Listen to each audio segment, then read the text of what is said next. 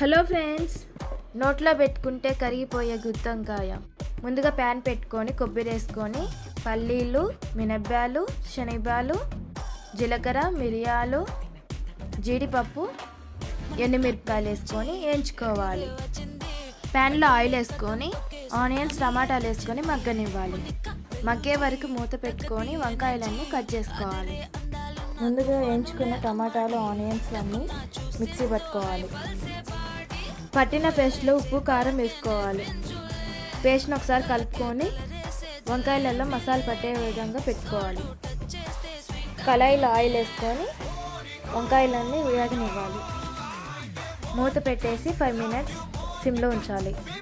వంకాయలు వేగినాక పేస్ట్ అంతా వేసుకొని కలుపుకోవాలి. కలుపుకున్న పేస్ట్లో ఉప్పు, కారం సరిపోయిందో లేదో చూసి చింతపండు రసం, ఉప్పు, కారం వేసుకొని కలుపుకోవాలి. కొత్తిమీర వేసి స్టవ్ ఆపుకోవాలి. Like and subscribe.